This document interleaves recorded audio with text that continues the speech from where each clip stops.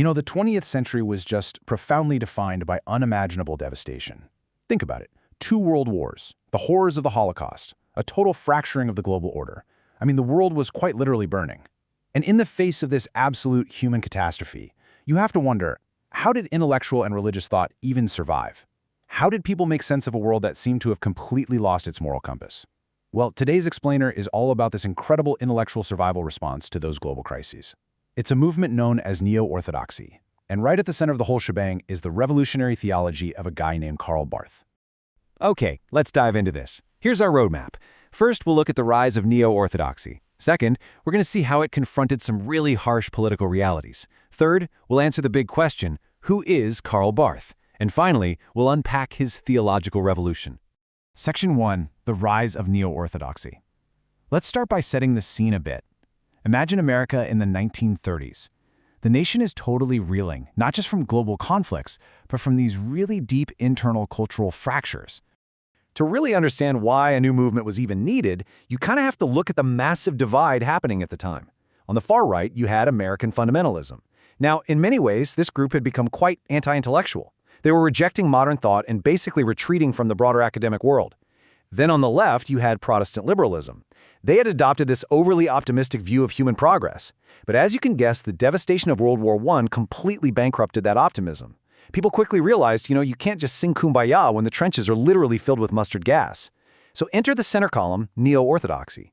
This emerged as an incredibly robust intellectual middle ground. It accepted science, it accepted modern realities, but it remained deeply anchored in the biblical text.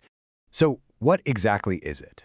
Well, Neo-Orthodoxy was a 20th century movement that brought a quote-unquote new orthodoxy.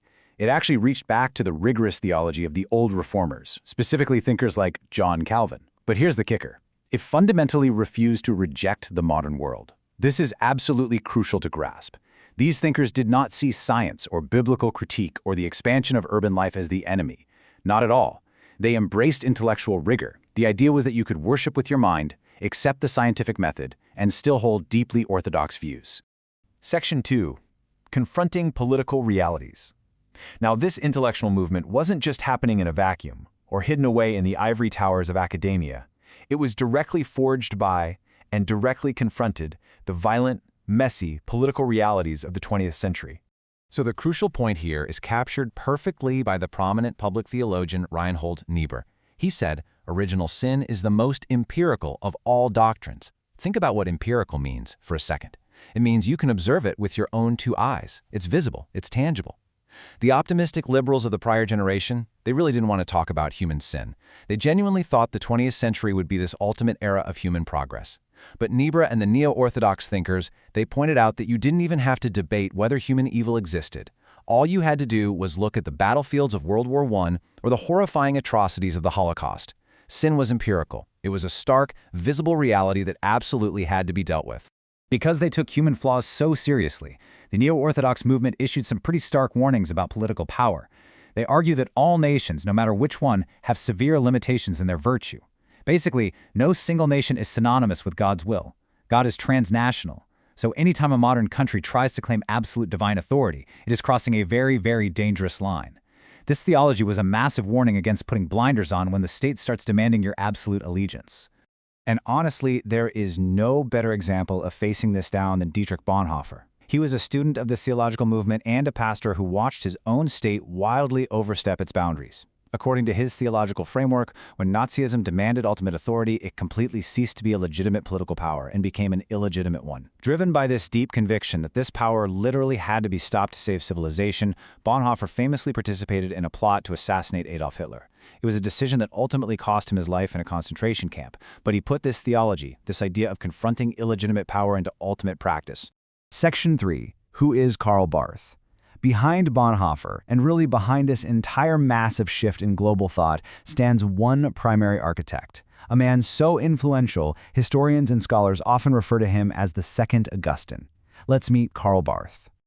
Tracing Barth's life really helps us understand how his incredible mind was shaped. He was born in Switzerland back in 1886, and he was actually trained in that overly optimistic, liberal tradition we talked about earlier. But when he became a pastor during World War I, it hit him. He realized his training was utterly bankrupt in the face of all that global slaughter, so he turned back to the text. And in 1918, he published a commentary on the Book of Romans that essentially dropped a bomb on the theological playground of Europe. I mean, it was an absolute blockbuster.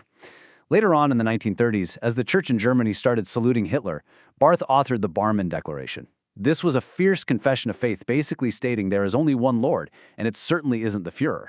That document likely would have gotten him executed, just like Bonhoeffer, but his Swiss citizenship uniquely allowed him to be deported to safety in Basel, where he taught until he passed away in 1968.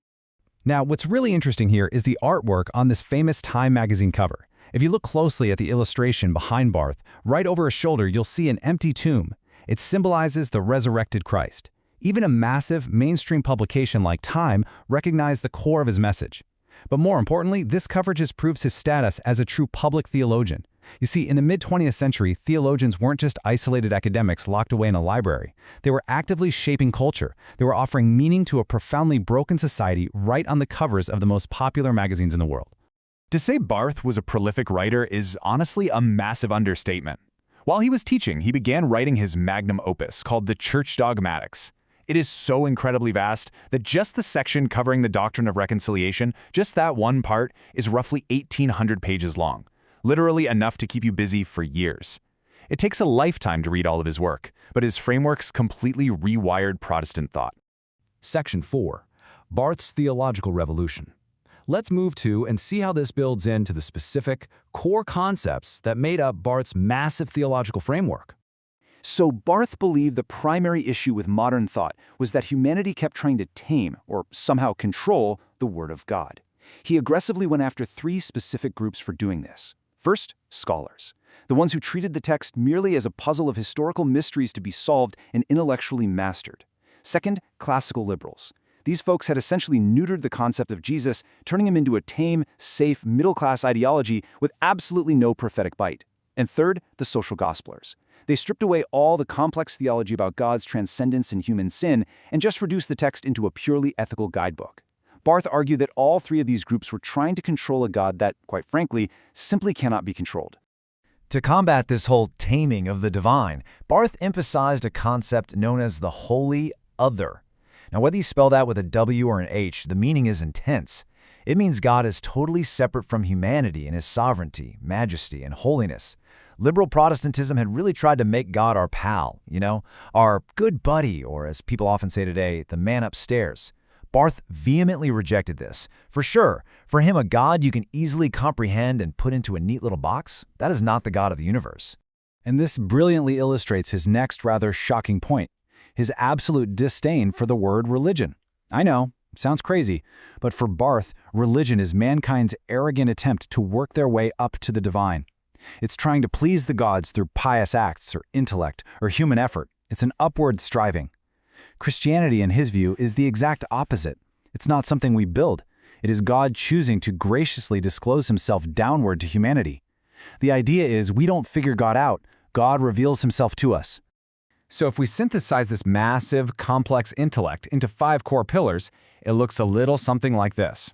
Step 1, a profound, unflinching seriousness about the Word of God. No taming it. Step 2, acknowledging the absolute sovereignty of God as the holy other. Step 3, recognizing that we only know this through God's grace and his own revelation. Step 4, a serious empirical acknowledgement that humans are deeply flawed, rebelling sinners who cannot fix the world entirely on their own. And finally, step 5, abandoning our arrogance and realizing that we can only know truth because God addresses us first. It's a continuous dialogue initiated not by us, but by the divine. Barth's message was incredibly countercultural back in the 1930s. And you might find it's just as countercultural today. We live in a society built heavily on the therapeutic idea that I'm okay and you're okay, but Neo-Orthodoxy looks at the brutal history of the 20th century and asks a really tough question. Are we really? If we look empirically at the state of the world, perhaps admitting our profound limitations, our deep flaws, and our sheer inability to build a utopia on our own is actually the necessary first step to true wisdom.